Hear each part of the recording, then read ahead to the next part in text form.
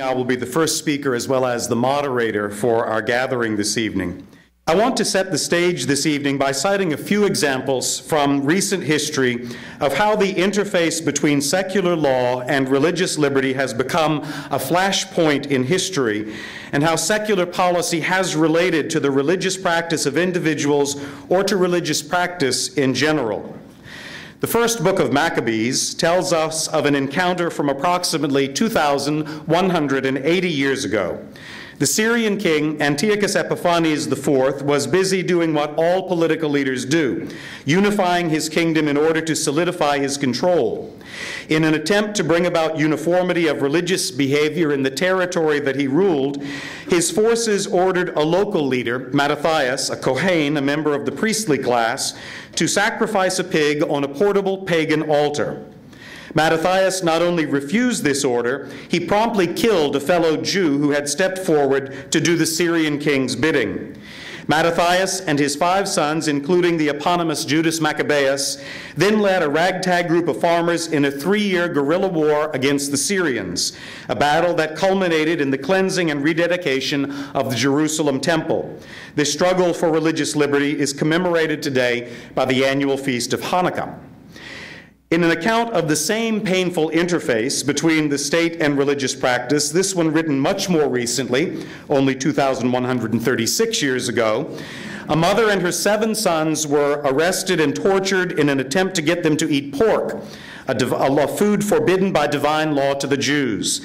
When he was unable to persuade the mother and her sons to violate their consciences, King Antiochus ordered that the sons should have their tongues cut out, their skin stripped off, their hands and feet severed from their bodies, and then, while they were still alive, that they be fried in pans that were set on cauldrons.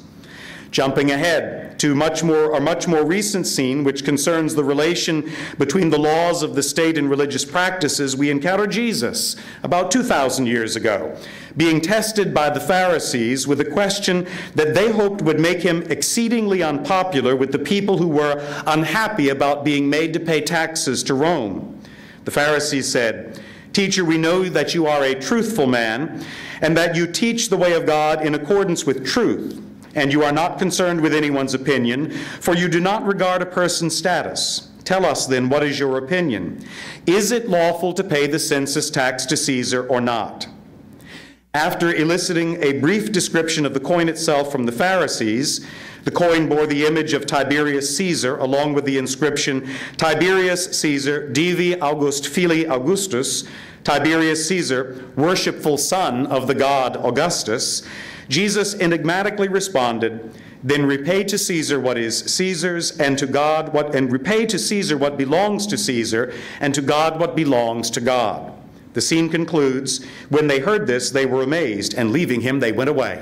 No more questions at that point. Unfortunately, Jesus' response leaves us with no clear theory of how the religious person should or should not respond to what may or may not be a morally objectionable demand from what could or could not be a legitimately established government authority. So much for Jesus as political theorist. Throughout history, various people have used this confusing response to argue for and against paying taxes. Dr. Albert Mohler, the president of the Southern Baptist Theological Seminary, writes, quote, "Without doubt, the payment of taxes to Rome would involve the subsidy of acts and policies the early Christians would have known to be morally repugnant and wrong. Nevertheless, the believers were commanded to pay their taxes as an act of their own accountability and faithfulness to God. They would give an answer for their rightful obedience to the lawful authority of the government to tax. The rulers, on the other hand, will eventually answer to God for their use of those funds." Writing on the website Ministry Matters, Reverend Warren Carter, a Methodist minister and professor of New Testament studies at the Bright Divinity School of Texas Christian University, maintains this interpretation of "render unto Caesar." Quote, "But instead of prohibiting payment, Jesus orders payment of Caesar's things to Caesar. The verb give or render literally means give back. Disciples are to give back to Caesar a blasphemous coin that, contrary to God's will, bears Caesar's image. Paying the tax literally removes this illicit coin and its illegitimate claim from Judea. As far as Rome sees, the tax is paid and compliance is expressed. But Jesus' instruction reframes the act. Giving back to Caesar becomes a disguised, dignity-restoring act of resistance that recognizes God's all-encompassing claim. Third, Jeff Barr, a lawyer practicing in Las Vegas, argues, when seen in the context of subtle sedition, the phrase, "render unto Caesar the things that are Caesar's," means that the emperor is owed nothing. Barr continues, the Catechism of the Catholic Church, the authoritative interpreter of sacred scripture, does not construe the tribute episode to support the proposition that it is morally obligatory to pay one's taxes. Indeed, it interprets the tribute episode to mean the exact opposite, that Christians are obliged to disobey Caesar when Caesar's dictates violate God's law. In sum, the pro-tax position of the tribute episode is not supportable historically, rhetorically, contextually, or within the confines of the Catholic Church's own understanding. That is lawyer Barr's appreciation. In his 2008 book, Render Unto Caesar, Archbishop Charles J. Chaput's own conviction finds expression with these words, "The Church claims no right to dominate the secular realm, but she has every right, in fact an obligation, to engage secular authority and to challenge those wielding it to live the demands of justice." Pause. Welcome to Savannah. Come in. Not at all. Not at all. We're glad to have you with us, Rabbi. The Church claims no right to dominate the secular realm, but she has every right, in fact an obligation, to engage secular authority and to challenge those wielding it to live the demands of justice. In this sense, the Catholic Church cannot stay, and has never stayed, out of politics. Politics involves the exercise of power. The use of power has a moral content and human consequences.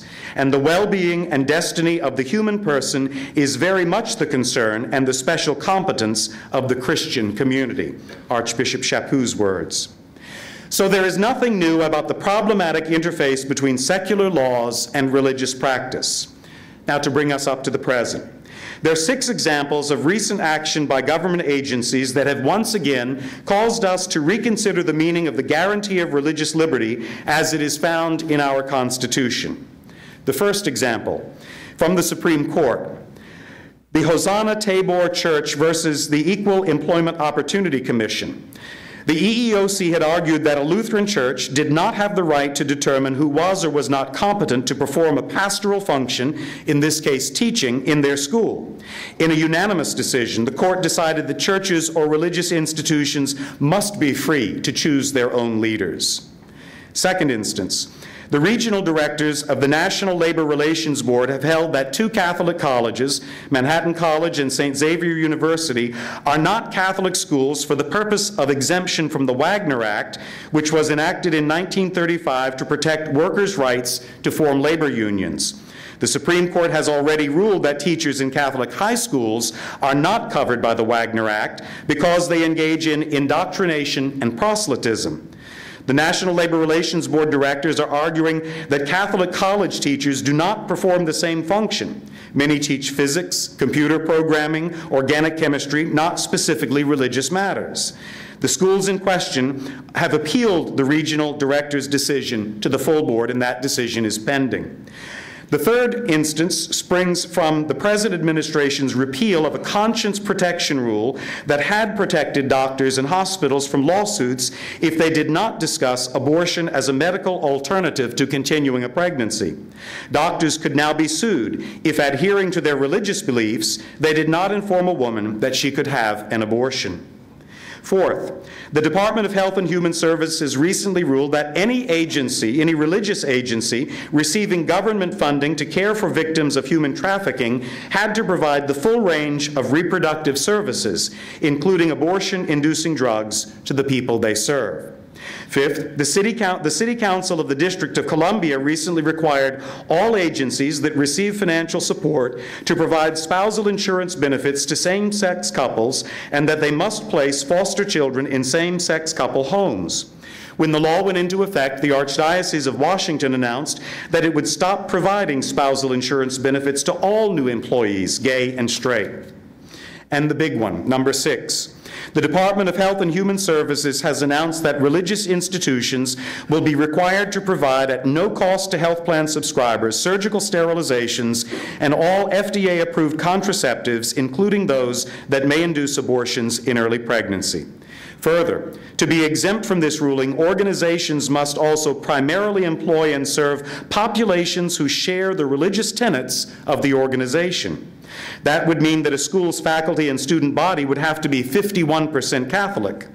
A parish, because it serves a Catholic congregation, would fit this limit. But many of our institutions, Catholic institutions, schools, hospitals, social service agencies, would not. So we've run now to this point of asking our panelists to contribute. They've been asked to help us understand the true importance, the vital importance of religious liberty from their own perspectives, not only for religious institutions, but also for our society at large. I'll ask Reverend Charlie Benton to be our first presenter this evening.